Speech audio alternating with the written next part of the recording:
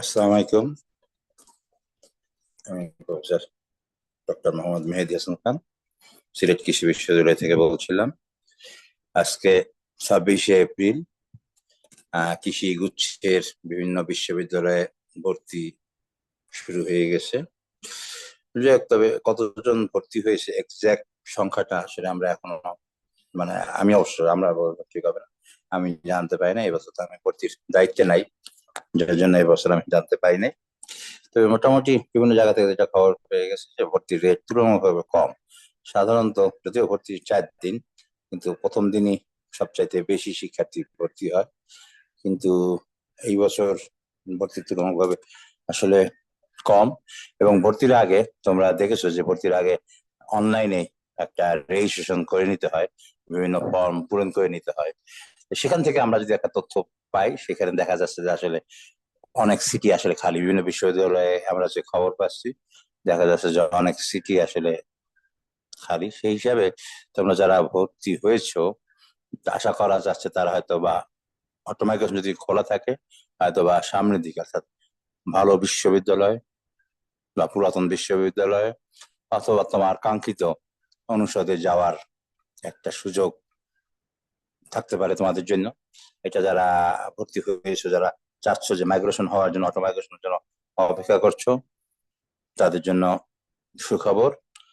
আর একটা হলো, যারা ওয়েটিং এ আছো, আহ যারা 2,500-এর পরে, 2,500, 3,000, 4,000, 4,500, এমনকি 5,000 পর্যন্ত যারা ওয়েটিং এ আছে, তারা অনেকেই আশাবাদী হয়ে যেতে পারে যে তাদের চান্স হইলেও হইতে পারে। কারণটা আমি বলছি, মনে করো উদাহরণ দিলাম, যদি 500 বা 400-500 সিট যদি খালি থাকে, মানে ভর্তি আসানোর ভয় নাই এরকম না যে অনেক সিট খালি থাকবে। যদি 400-500 সিটও খালি থাকে, এবার সিট খালি থাকার কারণ হলো আমরা জানি যে কৃষি বিশ্ববিদ্যালয়গুলোতে ভর্তি পরীক্ষা আগে হয়েছে, তারপর অনেকগুলো ভর্তি পরীক্ষা হয়েছে, যার জন্য অনেকে অন্য ইউনিভার্সিটিতে ভর্তি হয়ে গেছে, যার জন্য 10,000 টাকা জমা দিয়েও আর ভর্তি হয়নি।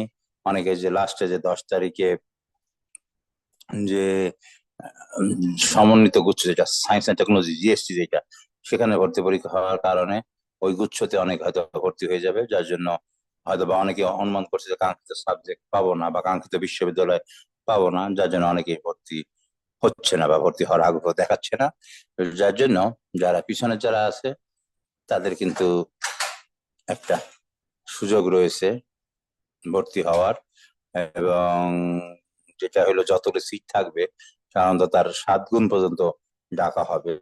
এবং পিছনে যারা ওয়েটিং এ আছে, তারাও হয়তো ভর্তি যেহেতু নিশ্চিত ছিল না, অনেকে হয়তো বা 11ই মে যেদিন গণভর্তির জন্য ডাকবে, সেদিন হয়তো বা অনেকে অনেকে মানে কেউ কেউ হয়তো ভর্তি হতে আসবে না, যে হয়তো কাঙ্ক্ষিত ইউনিভার্সিটিতে হবে না পাই। সেই হিসেবে যারা গুচ্ছতে টিকতে পারো না বা হতাশ হয়ে আছো যে ওয়েটিং এ শেষ পর্যন্ত চান্স পাবো কিনা, তাদের জন্য একটা সুখবর।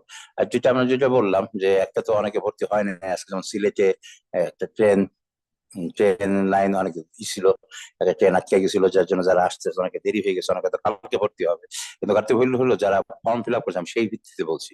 সেই হিসাবে অনলাইন ফর্ম ফিল আপের কথা হিসাবে অনেকে পরে ভর্তি হইলো, অনলাইন ফর্ম ফিল আপে এখনো অনেক সিট খালি দেখা যাচ্ছে। তো যার জন্য যেহেতু সংখ্যাটা আমার কাছে নাই, তারপরে সংখ্যাটা কম না। তো যদি যে কটা সিট খালি থাকে, তার থেকে যদি 7 গুণ ডাকে, তাহলে যদি আমি উদাহরণ দিলাম যে মনে করেন 400 সিট খালি, তাহলে 4×7 = 2800 সিট তখন ডাকবে। তো 2800 ডাকলে, যদি আমরা যে বলতেছি উদাহরণ দিচ্ছি, যদি আমাদের এখন মনে করেন যে যদি 2,000 বা 2,500 ভর্তি হয়ে থাকে, বা 2,200-র মতন যদি আমরা চান্স পেয়ে থাকি, তাহলে 2,500 যোগ দিলে প্রায় 5,000-এর মতন চান্স পাইতে পারে। তবে যাই হোক, যারা শেষের দিকে যাবে, তারা তো নিশ্চয়ই ভালো বিশ্ববিদ্যালয় বা পুরাতন বিশ্ববিদ্যালয় বা যেগুলো ভালো সাবজেক্ট যেটা, সেটা পাওয়ার সম্ভাবনাটা কম থাকবে। তারপরে তাদের চান্স পাওয়ার একটা সুযোগ থেকে যাচ্ছে। তো আজকে এ পর্যন্তই। আমরা লেটেস্ট, আমরা হয়তো বা 27 তারিখে, 28, 29 তারিখে যদি ভর্তি কমপ্লিট হয়ে যায়, তখন আমরা এক্সাক্ট ডাটা হয়তো আমাদেরকে দিতে পারবো যে আসলে মোট কয়টা সিট খালি। এবং তখন যে কয়টা সিট খালি থাকবে, তখন তো অটোমাইগ্রেশন হয়ে যাবে। এবং অটোমাইগ্রেশন হয়ে পিছনে যে ইউনিভার্সিটি বা পিছনে যে ফ্যাকাল্টি গুলি থেকে হয়ে যাবে, সেই হিসাবে বড় বড় বিশ্ববিদ্যালয়গুলো, যা পুরাতন বিশ্ববিদ্যালয় বা পুরাতন সাবজেক্ট গুলিতে হয়তো বা সিট থাকার সম্ভাবনাটা কম। নতুন বিশ্ববিদ্যালয়গুলো বা যেসব সাবজেক্ট গুলো নতুন অথবা একটু তুলনামূলকভাবে লোকজনের আগ্রহ কম, আমরা আসলে কোনো সাবজেক্টই খারাপ বলবো না, কারণ সব সাবজেক্টই পাশ করেই মানুষ ভালো চাকরি পাইতে পারে।